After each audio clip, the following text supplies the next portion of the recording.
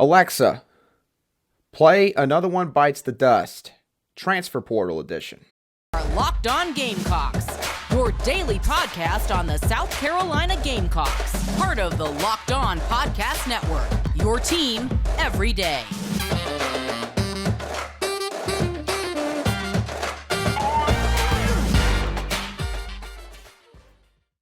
Today's show is brought to you by BetOnline. BetOnline has you covered this season with more props, odds, and lines than ever before. BetOnline is where the game starts. Hello, Gamecock Nation, and welcome back to the Locked On Gamecocks podcast, your show for daily headlines and potential storylines on your favorite South Carolina Gamecock sports teams. I'm your host, Andrew Lyon, and as always, thank you for making the Locked On Gamecocks podcast your first watch or listen here today. We are free and available on YouTube and wherever you get your audio podcasts daily. And another day passes and another Gamecock has entered the transfer portal in the midst of South Carolina beginning their preparation for their Gator Bowl matchup against the Notre Dame Fighting Irish. Plus, there was some positive news that did end Thursday evening on the recruiting front for South Carolina. We're going to dive into all of that right here on this Friday edition of Locked On Gamecocks. So let's go ahead and get the first order of business out of the way with Gilber Edmond officially entering the transfer portal, which I believe brings the Gamecocks now up to 8 or 9 players who have entered the portal since this current window opened up earlier this month. And my overall thoughts on Gilber Edmond entering the portal was, I was admittedly surprised by this move. But at the same time, at this point, this move validates the changes that have happened in college football. And here's what I mean by that. I'm by no means saying that, I don't believe that NIL hasn't played a big role in the transfer portal. Trust me, I am not that naive to think that. And I'm not trying to convey that with what I am saying here. But my whole point with the NIL space and what all is now going on with the transfer portal, where kids can pretty much just up and leave one time completely free, not having to, sit a year, it's having a drastic change on college football as we speak. And it's reached a point where even with players who are on a team that you wouldn't think would enter the transfer portal for those kind of reasons, you cannot sit there now and trust that those kind of players themselves even aren't going to enter the portal. Now, I want to make it clear, I'm not trying to say that that is the exact reason why Gilber Edmond has entered, but it's just like the Marshawn Lloyd situation. It was very sudden, very quick. There wasn't really a whole lot of preceding events that led into this happening. Gilber Edmond was not some guy that was misutilized as far as I'm concerned. I mean, this was a guy that started the majority of the games in 2022. I believe he started all of the last 10 games after Jordan Strachan, of course, tore his ACL against the Arkansas Razorbacks back in week 2.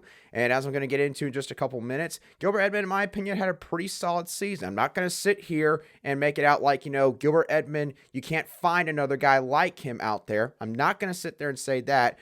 But again, Gilbert was a solid player on this defensive line this year.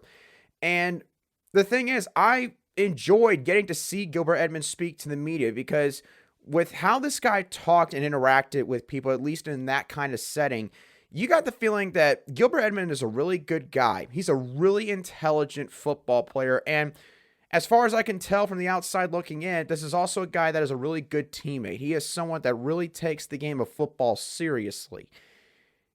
And yet, when you take all that into account and you see a move like this being made, what's very clear now is this. If you have some people that get in your ear about potentially considering your options, quote unquote, and you also have people that maybe are from a different state, maybe your home state, like in this case, that might be sitting there and going, hey, why don't you look at coming to X program? You could still start there. You could probably make a little bit of dough on the side, and you'll be closer to all of us, and it'll be easier for all of us to come and see you. That all is taking place right now. And again, I'm not saying that that is exactly how this went down with Gilber Edmond, but at this point, you have to look at it in the sense of, is there anything obvious here in this situation that points to why Gilber Edmond would transfer? And as I said earlier, the answer to that question would be no. Pretty much the same deal with Marshawn Lloyd for the most part. So it's pretty clear that there might be some outside things going on here. At this point, I'm not afraid to talk about that because, again, I don't blame some of these guys if that's why they're leaving. You cannot blame them. This is just the way the system is set up now. It is. But here's what's going to happen at some point. There's going to be a high-profile player somewhere that is going to leave their current spot despite the good circumstances surrounding them. They have maybe multiple NIL deals that are in place for them. They're starting for their team. They are doing quite well on the field. They're getting good development from the coaching staff that is there. And they're going to go to a new destination. They're going to go into the transfer portal. They're going to basically say, hey, I'm in the portal. I'm open for business.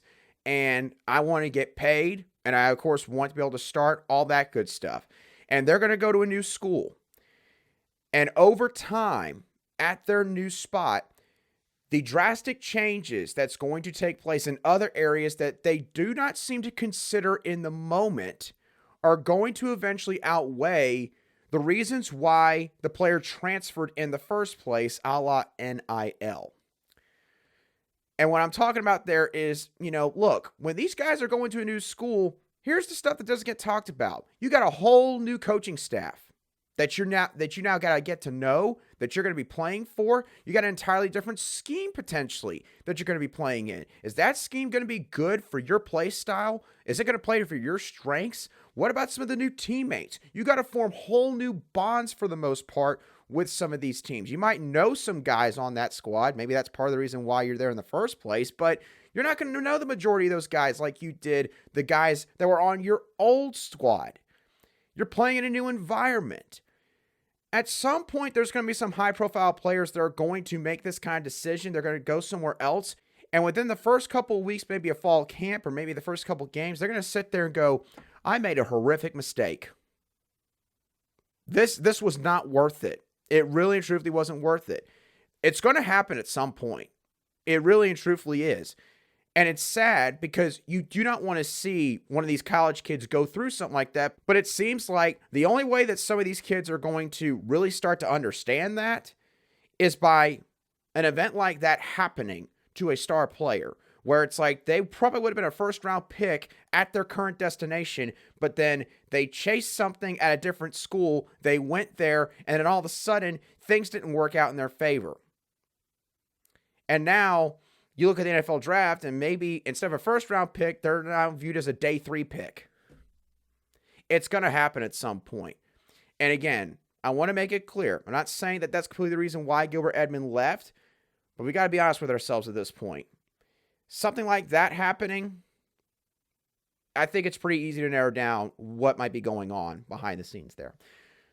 So what did the Gamecocks lose in Gilbert Edmond? Edmond was a sound technician here. He really developed this season playing in place of the injured Jordan Stroud. And he finished with 9 tackles for loss and 2 sacks. He had gotten a lot better in rush defense. And it leaves the Gamecocks in a tough spot from a depth standpoint at the edge position. Brian Thomas Jr., who's a true freshman this year, is now probably going to have to start for the Gamecocks when they take on the Fighting Irish in Jacksonville. Jordan Birch, of course, is starting at that other edge spot. Tyreek Johnson and Hot Rod Fenton are 2 backups at those positions. They're probably going to have to play a lot more snaps in this game. Tyreek Johnson has played sparingly in some games this season. Hot Rod Fenton has not played a whole lot of snaps this year.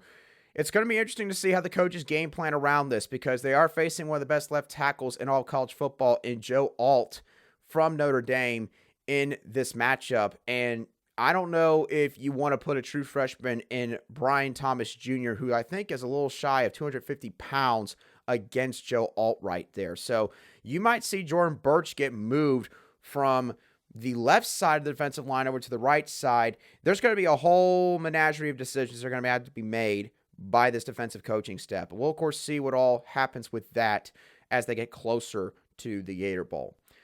Now, speaking of the Gator Bowl, the Gamecocks began their bowl preparations on Thursday afternoon as they took the practice field in their indoor practice facility because of some of the inclement weather that took place earlier in the day. And I was very fortunate to be able to watch the first 5 periods of practice. And I had a few observations that I took away from my time in the building. And I'm going to discuss all of that with all of you in just a couple moments right here on Locked On Gamecocks. But before we dive into what all happened in the Gamecocks' first bowl practice, I do want to let y'all know that today's show is brought to you by our friends over at Bet Online, your number one source for sports betting info, stats, news, and analysis. You can get the latest odds and trends for every professional league and amateur league out there, from football to basketball, soccer, and esports. BetOnline has got it all. Even sports podcasts, you can find those at BetOnline as well. They remain the fastest and easiest way to get your betting fix in. So head over to the website today or use your mobile device to learn more, because BetOnline is where the game starts.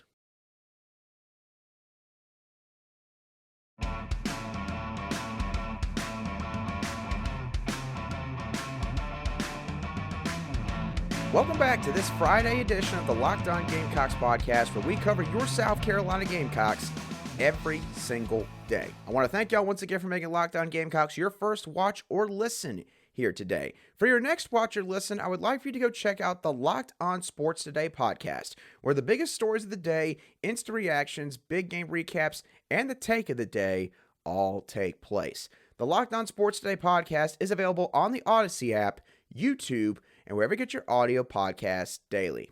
All right, now let's dive into some of the observations that I had when at South Carolina's first bowl practice that took place in the indoor practice facility on Thursday afternoon.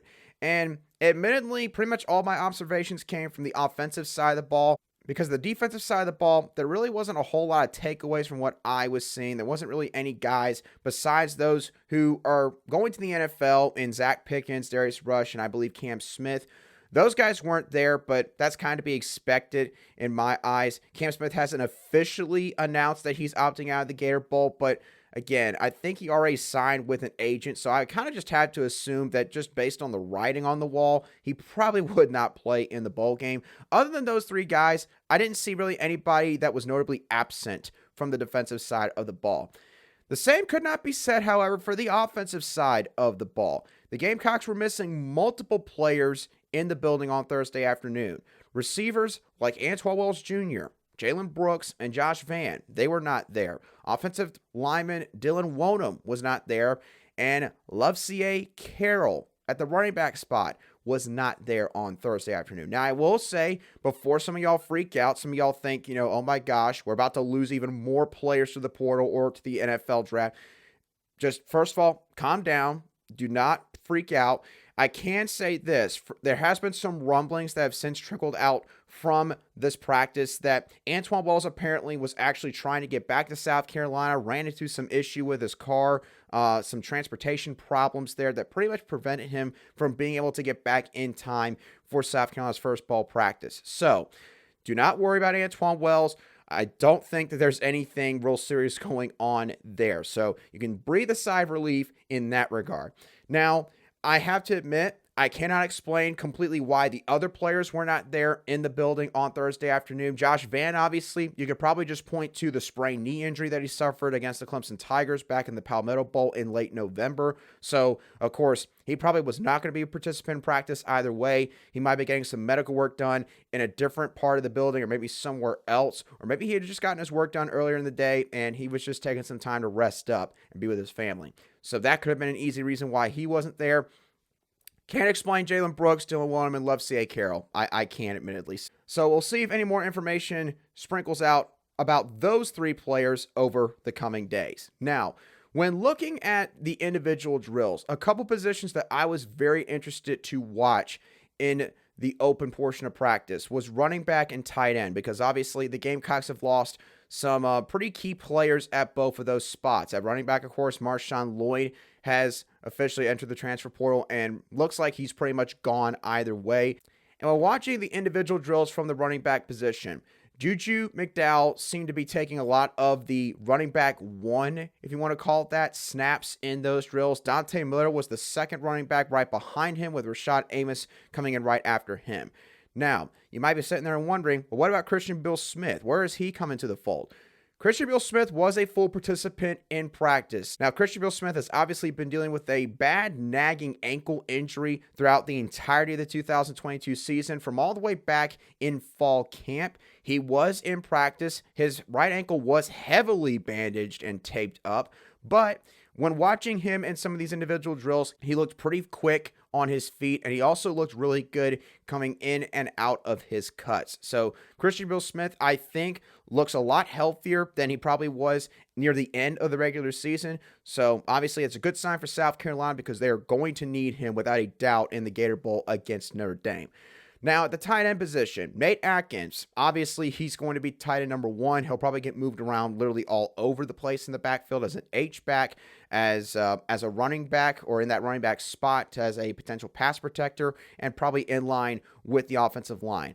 Behind Nate Atkins, there was a couple of interesting additions to this group. Now, one is somewhat familiar in Wyatt Campbell. Campbell obviously has been sort of going back and forth between offensive line and tight end since spring practice earlier this year. With everything that's happened at that spot recently, it seems to be a pretty good assumption to make that Wyatt Campbell is going to be playing tight end for the most part in the Gator Bowl, which obviously, especially in run blocking plays, could end up helping out the Gamecocks because of the big frame he will obviously bring to that spot.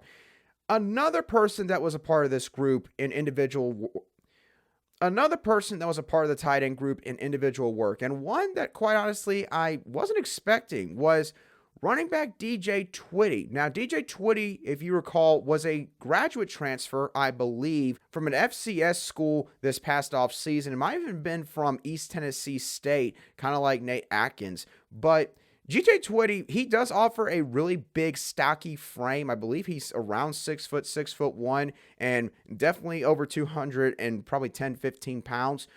He's a pretty muscular guy. So DJ Twitty could end up being a really interesting option at that H-back position, at least as someone who can, just go out for a kick-out block and, be able to thwart off a defender for long enough to help give these running backs a little bit of extra cushion. So be interesting to see if DJ Twitty gets used in multiple packages in that kind of role when the Gamecocks take the field against Notre Dame on December the 30th. Now, a couple of other quick notes, mainly dealing with coaches. Offensive line coach Greg Atkins was also in the building on Thursday afternoon. He was there at practice with the offensive linemen. I did not see him after the warm-up period ended. It looked like I think he went outside with some of the Gamecocks linemen to get some work out on the outdoor field, but it was good to see Greg Atkins out there mingling around with the players nonetheless, with all the health issues that he has dealt with in the past season or two. And then one last interesting note. Quarterback graduate assistant coach Nick Coleman was there at Thursday's practice. Now, why does this mean anything? Well, obviously, Marcus Satterfield left to take the offensive play caller job with Matt Rule at Nebraska. And while the Gamecocks have hired Dow Loggins as their new offensive coordinator, he is not going to join the staff for the bowl game, which obviously is usually the case with these kind of situations.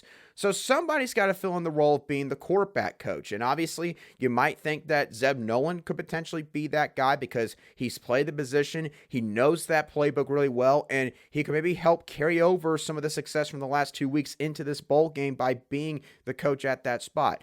But Nick Coleman, however, was still there. And the thing about Nick Coleman is he's accepted a position on Trent Dilfer's inaugural staff at UAB. Trent Dilfer was just hired by the Blazers not too long ago, and Coleman is fixing to leave Columbia and head over to Birmingham to be a part of that program, but he's still sticking around. So maybe Nick Coleman's going to serve as the interim quarterback's coach for this bowl game. Again, speculating completely in that regard, but it was interesting to see that he is still in the building with the Gamecocks when we were there for the open portion of Thursday's practice. So that's pretty much all I had.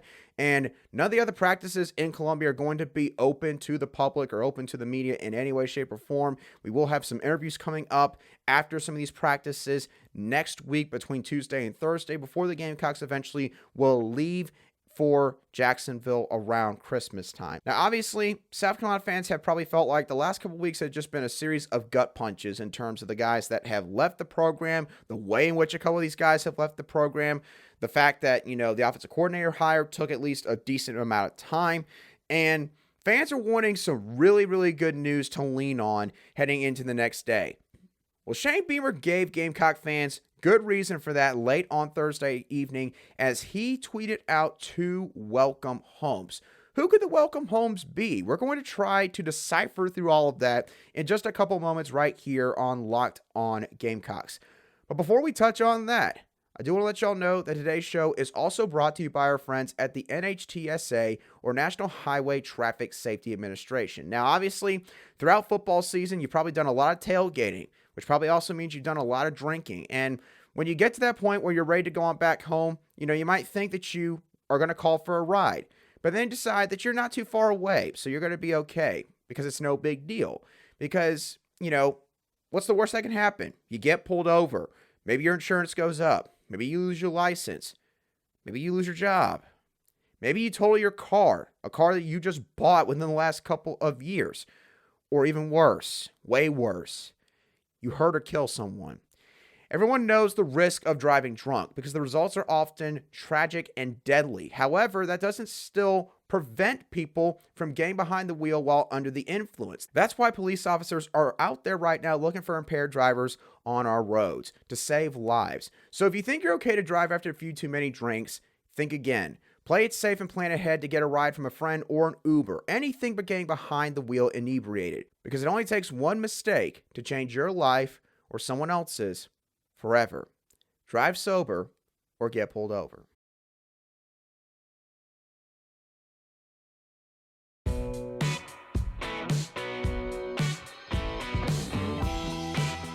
Welcome back to today's edition of the Locked On Gamecocks podcast, where we cover your team every single day in just 30 minutes.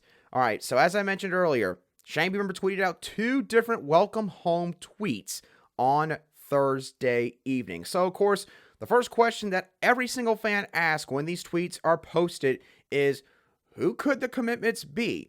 Well, we know one thing. Both of these commitments are 2023 commits because they use the hashtag for the 2023 recruiting class in both of these tweets. So the next question is this.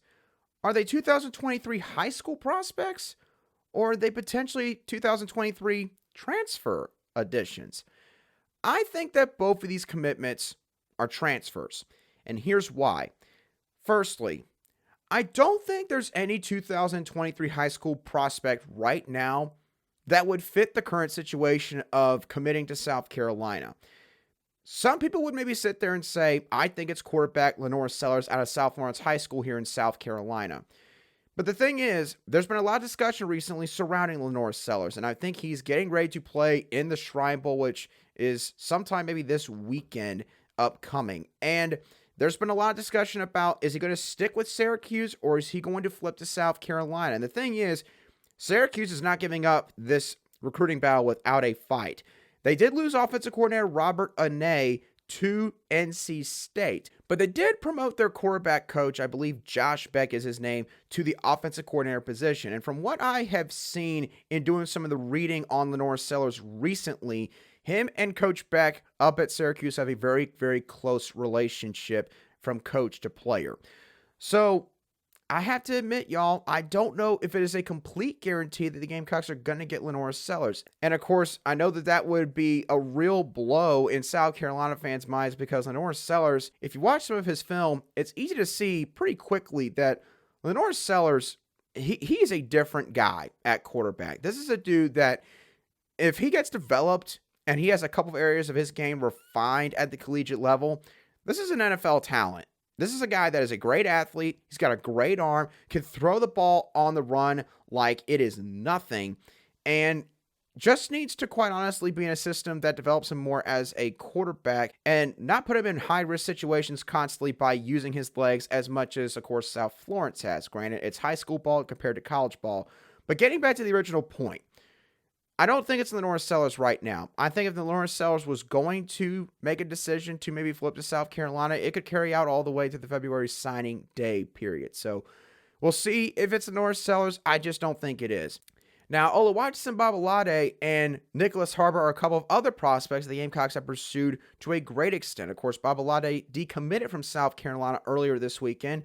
Some would potentially think that, hey, maybe he's jumped back into the fold. Maybe he took a couple days to think on it and he decided, you know what, I want to stick with South Carolina. My thing is, I just don't know if Shane Beamer would make a tweet about that. I just, obviously that's a little bit of a stretch right there to think that deeply into it, but I just don't think that Coach Beamer would do that. Nicholas Harper, I think that it's been made clear at this point, he's going to let his recruitment carry out all the way to the February signing day period because Maryland's pushing hard for him. I believe LSU's still trying to talk to him. Michigan and South Carolina. Those four teams seem to be the four that are mainly in contention for Nicholas Harbor at this point in time. So I don't think it could be either of those two natives from the DMV region.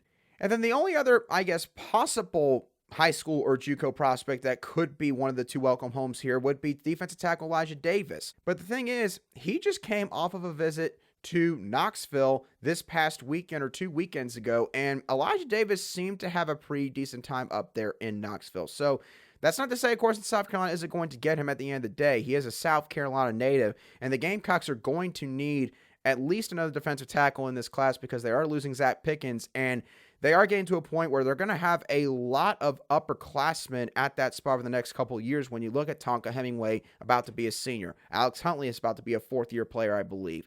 TJ Sanders, Nick Barrett about to be third-year players, so on and so forth. So you do need to get some more young guys in order to offset the future losses you are getting ready to face at that position.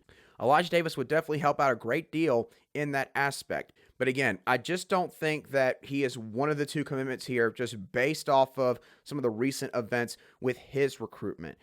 Now, the only other thing I will say about the two welcome homes, I am sure about one thing, at least I'm pretty confident. I think that one of these commitments is Arkansas transfer tight end Trey Knox because, look, the connections here are quite obvious. Dow Loggins, who was his position coach the last 2 years at Arkansas as their tight ends coach, just took the offensive coordinator position at South Carolina. Loggins is a self-proclaimed people person. He says that he focuses on building relationships and not trying to sell products when it comes to talking to maybe current players, especially recruits and prospective future players and things of that nature. And I do get the sense that based off his track record that Dow Loggins is indeed someone who has really close bonds with the players that he coaches. So I could see from a relationship standpoint how Trey Knox would want to play for Dow Loggins, especially if knowing the football mind that he has, maybe he thinks that he could do some big things here at South Carolina being the offensive coordinator here. It definitely wouldn't hurt South Carolina when you look at it from that aspect. And then obviously, Justin Stepp, if you follow recruiting closely enough, back in the 2019 recruiting class, when Trey Knox was a big-time prospect coming out of the state of Tennessee, there's a lot of teams vying, of course, for his signature. Arkansas, of course, won out at the end of the day. His primary recruiter at that time, Arkansas wide receivers coach, Justin Stepp, who now is wide receivers coach at South Carolina. Justin Stepp, I don't really need to get too deeply into this, but same deal as Dow Loggins. He is a massive players coach. Guys love to play for him. Coach Stepp is someone that really cares about building bonds with his players. I mean, Treylon Burks, who got drafted in the first round of the NFL draft this past spring, had Coach Stepp at his NFL draft watch party. He went all the way out there to Arkansas to watch Treylon Burks get drafted. Was one of the first people to congratulate him afterwards. That just speaks volumes as to just how much Coach Stepp pours into these players and just how much he loves his players. So you look at it from just a connection standpoint, it would make a lot of sense for Trey Knox to be one of these two commitments. Obviously, at the time of this show recording, there has not been any reports made about either of these commitments, but it is definitely welcome news if you're a South Carolina fan because of everything that has happened recently. To get a couple of new additions for the 2023 class, it'll be interesting to see who these commitments are. I'm sure that we will hear more about both of those guys in the coming days. But with that being said, y'all, that is going to do it for today's show of the Locked On Gamecocks podcast. I hope that y'all thoroughly enjoyed today's show, as always. What are your thoughts on Gilber Edmond entering the transfer portal? And quite honestly, what's going on with the transfer portal overall right now in college football. What are your thoughts on some of the observations that I mentioned to all of you regarding South Carolina's first bowl practice? And also, who do you think the two welcome home commitments are from Thursday evening? Let me know all of your thoughts down below in the comment section. If you're watching today's show on YouTube, you can also shoot me a message at @aline_SC on Twitter, and I'll try to respond to your message as quickly as I see it. And don't forget to make Locked On Sports Today your second watch or listen now that you have watched or listened to the Locked On Gamecocks podcast. Thank y'all once again for tuning in to today's show. I hope that you have a great rest of your Friday and a fantastic weekend. And I will catch y'all on the next show of the Locked On Gamecocks podcast.